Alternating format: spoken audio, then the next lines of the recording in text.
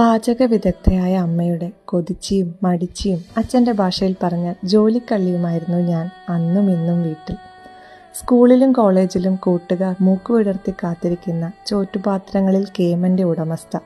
ഉച്ചയൂണിന് ബെല്ലടിക്കുമ്പോഴേ നാവിലൂറും അന്നത്തെ ഊണിൻ്റെ രുചിമേന്മ. വൈകിട്ട് വീട്ടിലെത്തിയാൽ നേരെ അടുക്കളയിലേക്ക് ഓരോ കറിപ്പാത്രവും പൊക്കി നോക്കും, അത്താഴത്തിന് എന്തൊക്കെ കൊതിക്കണമെന്നറിയാൻ. ഇന്നെനിക്ക് വല്ലപ്പോഴും മാത്രം കിട്ടുന്ന ഭാഗ്യമാണത്. നാം തന്നെ രുചിച്ചും അളന്നുമുണ്ടാക്കുമ്പോൾ കൈമോശം വന്നു പോകുന്ന കൊതി എന്ന വികാരം.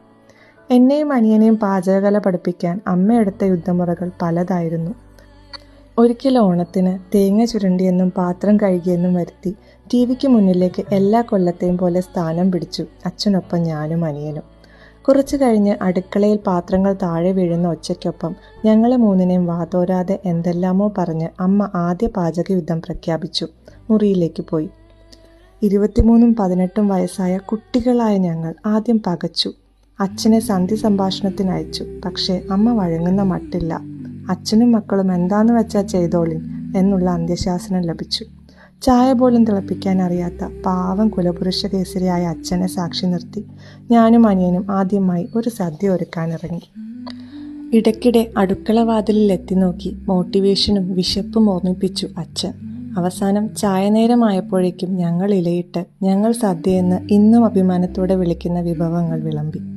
അമ്മയെ ആരു വിളിക്കുമെന്നോർത്തപ്പോൾ ദേ വരുന്നു അമ്മ. കൈ കഴുകി സ്വന്തം സ്ഥാനം പിടിച്ച് ആസ്വദിച്ച് കഴിച്ചു തുടങ്ങിയിരിക്കുന്നു. ഞങ്ങളുടെ പാചക വൈദഗ്ധ്യം പൊക്കിപ്പറയുന്നു, അഭിമാനം കൊള്ളുന്നു, കണ്ണുറുക്കി ചിരിക്കുന്നു.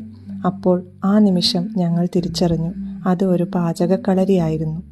ഇന്ന് സ്വന്തം നിലനിൽപ്പിനായി ആഹാരം പാചകം ചെയ്യാൻ ആരെയും കാത്തിരിക്കേണ്ടാത്ത നിലയിൽ ഞാനും അനിയനും നിൽക്കുമ്പോൾ അമ്മയുടെ പാചകക്കളരിയിലെ ആദ്യ മുറ അഭിമാനത്തോടെയും സന്തോഷത്തോടെയും അമ്മ പലപ്പോഴും വിളമ്പാറുണ്ട്.